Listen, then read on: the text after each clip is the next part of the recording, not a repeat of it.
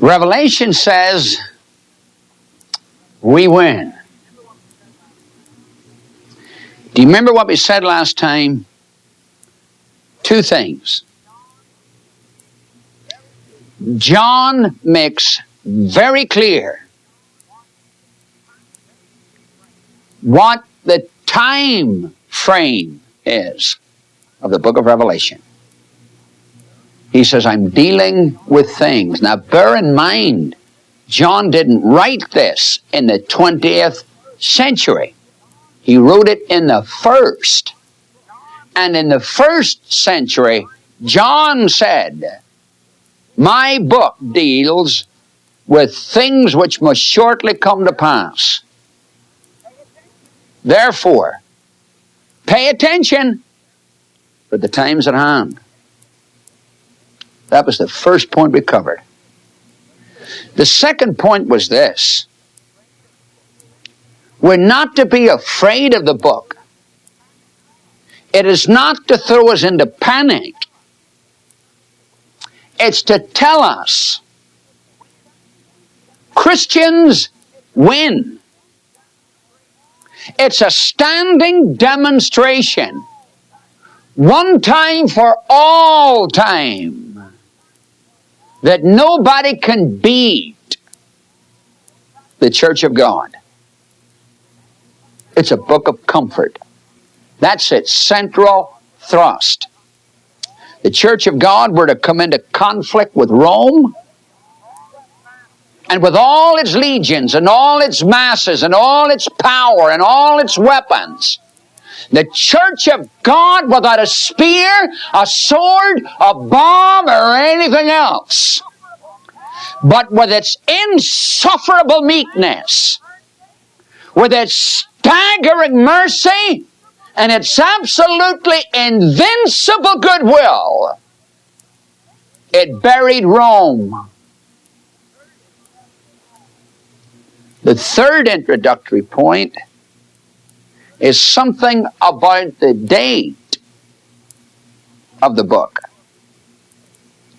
When was the book written? Now, I'm not going to spend all day on this, but we need to say something about it. I would quote you a number of writers, at length, and after you're through with that, what have you got? So I won't bore you with that. But let me tell you two of the most prominent dates offered.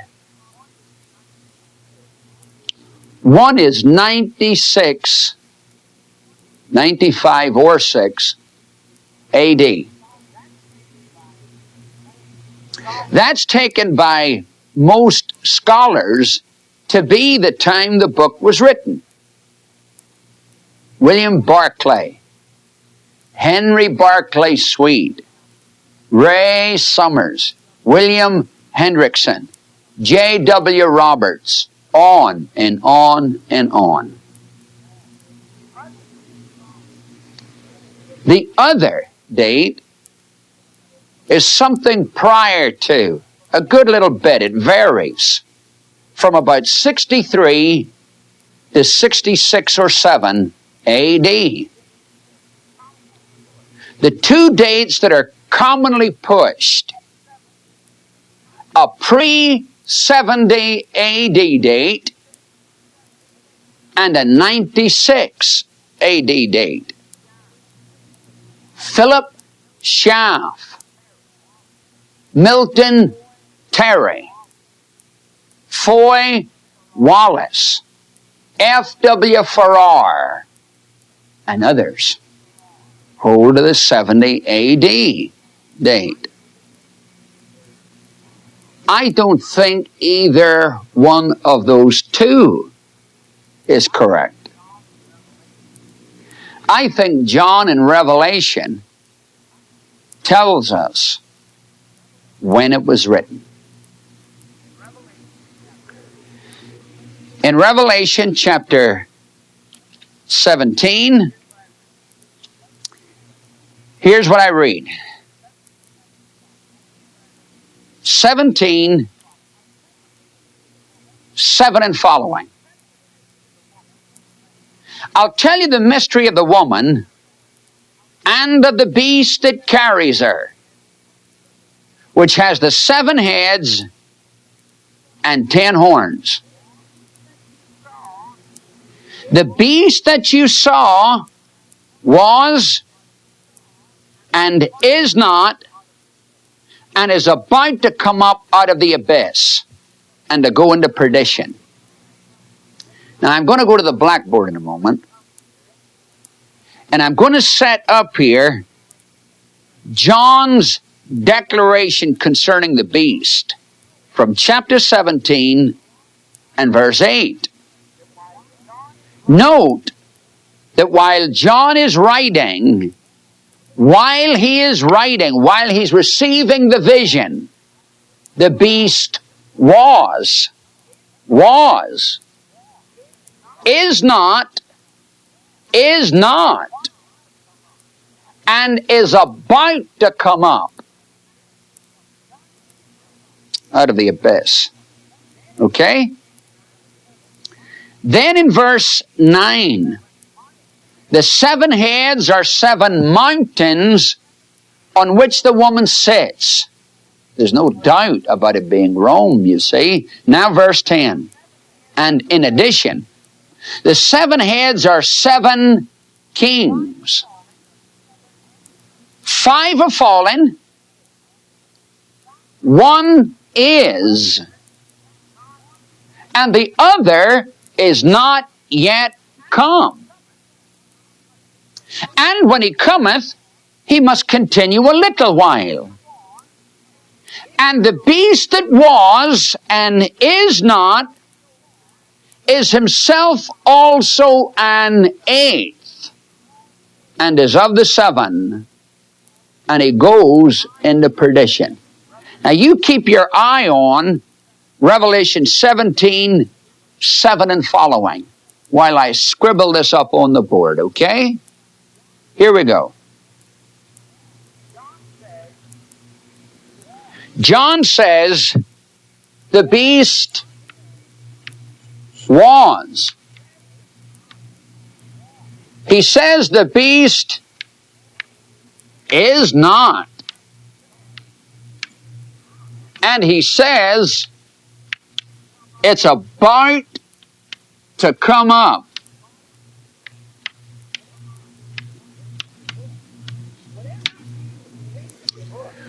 Whatever view you take of the book as to when the vision was received, you must agree with John that the beast is in an is not phase.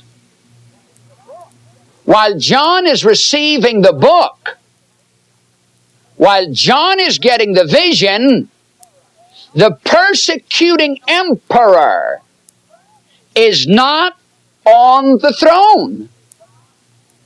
You must agree with John that the emperor who persecutes the church of God is not on the throne. For, he says, the beast was, but it is not. Now that says to me, Nero is not stomping around on the throne. He persecuted God's people, but he died. That's the was aspect of the beast. He died. Civil war broke out in Rome. 4 emperors in 2 years. The beast didn't persecute the saints all the time of Galba, Otho, Vitellius, Vespasian, and Titus. No persecution during their time of the Church of God by the Roman Empire. They were too busy trying to stay alive. But, says John, the beast was. While I'm receiving the vision, It is not. If the beast, while John is getting the vision, is in an is not phase, then it couldn't have been written in 96. For that was the very year that the persecutor died.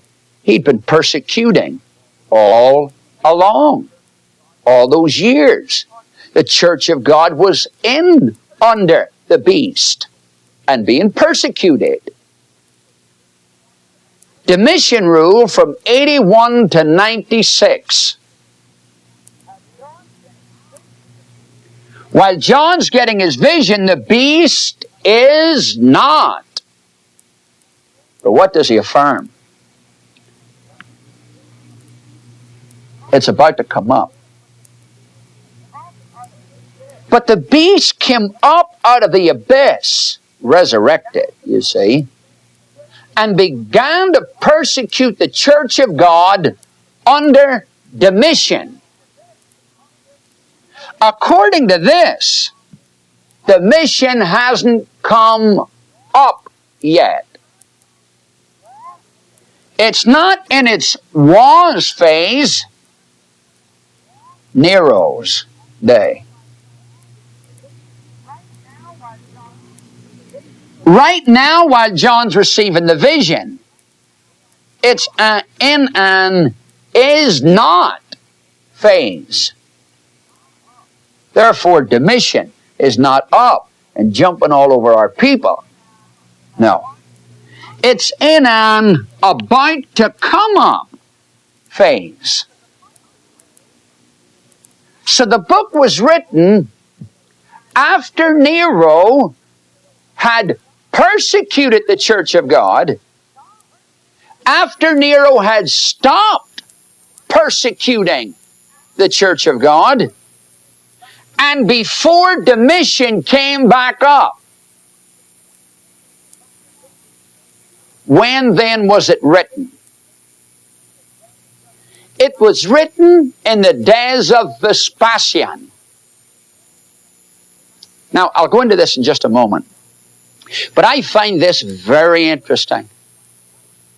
You remember I told you just a while ago that Barclay, Roberts, Sweet, Milligan, on and on and on, all say that the book was written in 96. You see, when they comment on Revelation 17, 9 and following, they all admit that that text establishes a Vespasian date. Isn't that interesting? Well, why did they not accept the Vespasian date then? Because they accepted the testimony of Irenaeus, that the vision was received in the days of Domitian. Well, now there's a big debate as to whether Irenaeus actually said that or not. There's a debate as to whether Irenaeus said the vision was seen in the days of Domitian, or whether he said John was seen in the days of Domitian. Now, Greek scholars debate over Irenaeus' testimony, but it doesn't matter one way or another. If John in chapter 17, 9 and following makes it a time other than Domitian, poor Irenaeus, okay? But now bear in mind that was, is not, and about to come up phase. And now let me mention the 5 are fallen, 1 is, and 1 is not yet come, and then there's an 8th. Watch how this fits in just absolutely right. The text says the 7 heads are 7 hills on which the woman sits. That makes it Rome, of course. And they are 7 kings. 5 are fallen. Augustus, Tiberius, Caligula, Claudius, and number 5, Nero. 5 are fallen. These are the first 5 kings of Rome. Now, I'm not telling you what I think is the case. I'm telling you what you can read for your own self about what is the case. The first emperor of Rome was Augustus, not Julius Caesar. Julius Caesar died in March 44. They voted on him in the Senate room. Each vote was a stab wound, and they voted him out of office. The office he held was dictator. But it wasn't even a Senate appointment. It was a self-appointment to dictatorship. He crossed the Rubicon in 49, contrary to the Roman Constitution and contrary to the Senate's approval. That led to the Battle of Pharsalus in 48 with Pompey. He defeats Pompey and sets himself and saddles himself on Rome. In March 44, they murdered him. That led to the Battle of Philippi in 42 BC between Brutus and Cassius and Mark Antony and Octavian, who later took the name of Augustus. The Battle of Philippi was won by Augustus and Mark Antony. Later, a war developed between Mark Antony and this fellow Augustus. Mark Antony and Cleopatra and Augustus. The Battle of Actium in 31. Rome defeats Cleopatra. Augustus drops all of the authority that was given to him in 29 BC and closed the temple of Janus, the temple of war. And in 27 BC, the Senate chose him as the first Roman emperor. 27 BC to 14 AD. Now then, you mustn't begin with Julius Caesar. You begin with Augustus. That's not just my view. Read Tacitus or Suetonius. Read any encyclopedia you want to get a hold of, all right? And the only reason I'm hammering this over and over again is because a number of fellows insist on starting with Julius Caesar so as they can get the book written in Nero's day, okay? I'm through with that, all right? 1, 2, 3, 4, 5. What did John say in Revelation 17? 5 are fallen. One is Vespasian. Vespasian. What about the 3 in the middle between Nero, Galba, Otho, and Vitellius? John ignores those 3. Why would he do that? Well, there'd be a couple of reasons. One of them is that those 3, though they were Caesars, of course, emperors, I mean, and had Senate approval, civil war was constantly raging while they were trying to hold the throne, and they weren't settled well in the throne. That would be number 1. But the big issue would be that in the book of Daniel, 3 are uprooted in the vision. And John deals with the kings as he gets them from Daniel. Vespasian's the one that is. He rules 69 to 79. One is not yet come. Titus. And when he comes, says the text, he must continue a little while. He ruled 79 to 81. 2 years, 2 months, and 20-some days. Okay? Now, Henry Barclay Sweet, of course, was a Greek scholar, just, I know a little Greek. He's about 5 feet tall and has a cafe in Fort Worth. So what I know about the Greek language, I get from those who know about the Greek language. Henry Barclay Sweet assures us that the expression not yet come, the tenses there, indicate imminence, nearness, close byness. Titus is not yet come, but he's almost there. He ruled 79 to 81. But he's nearly to the throne when the book is written. So the book is written close to the time when Vespasian is about to leave the throne. Presumably then it's written somewhere around 77 to 79. Now watch the clincher here. 5 are falling. That's the was phase of the beast when Nero was on the go. But John then says the beast is not. Vespasian's the ruler, 5 are fallen, 1 is. Vespasian's ruling, but even though there's a Roman king, the beast is not. It's not persecuting. 1 is not yet come, and when he comes he must continue a little while. And the beast that was, is not, is himself also an 8th.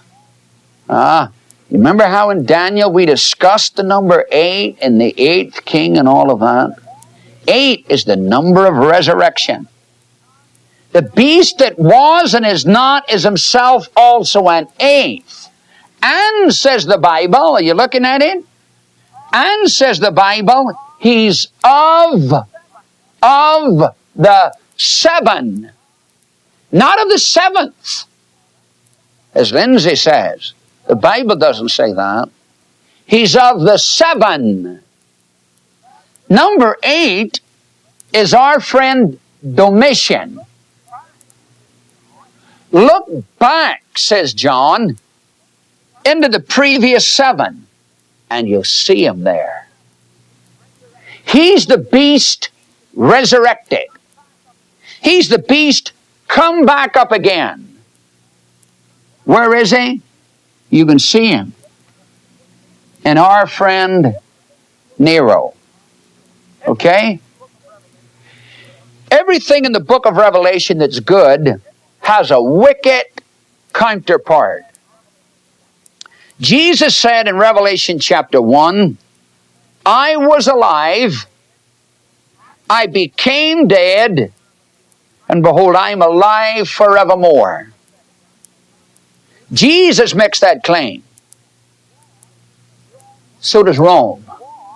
Rome was alive, died as a persecuting beast, of course, and during the time it was dead, civil war raged, and nobody believed that Rome could survive it. But it came back up again in Domitian. So you have Rome standing over against Jesus. Jesus saying, I was alive, I became dead, and I'm alive forevermore. You have Rome saying, I was alive, I became dead with the death of Nero and the terrible civil war that ensued, but I'm back again. And came back again, resurrected in Domitian. He is number 8. But the book was written prior to his coming. You see? But after Nero's death. So the book was written after Nero's death, before the rise of Domitian, and close to the time when Titus was to appear. The book was written at the close of the rule of Vespasian. What do you think? That's all I've got. If you want to pursue me with it, of course, drop me a note sometime and we'll discuss it. Okay? All right, let's move on then to a different point. What have we said so far? We've said something about the time frame of the book. We've said something about the thrust of the book. We've just said a little about the date of the book. I want to spend our next class period, maybe not all of it, but certainly a big part of it, doing something I judge to be very useful. I'd like to talk about the language of the book of Revelation. Now, it isn't boring. I won't prolong it. But do you know what you're going to find out? You're going to find out after this next little discussion. Boy, I do believe now I could go to the book of Revelation and get, some sort of good feeling about approaching it. The book of Revelation is written in what is called apocalyptic speech. History books are written in prose. Prophetic books are written in prose and figures and allegories and parables and the like, with some apocalyptic pieces. Revelation is written not all together, but almost all together in apocalyptic language. What is apocalyptic language? Next time we get together, we'll discuss it, okay? The Lord richly bless you, and Jesus give you peace.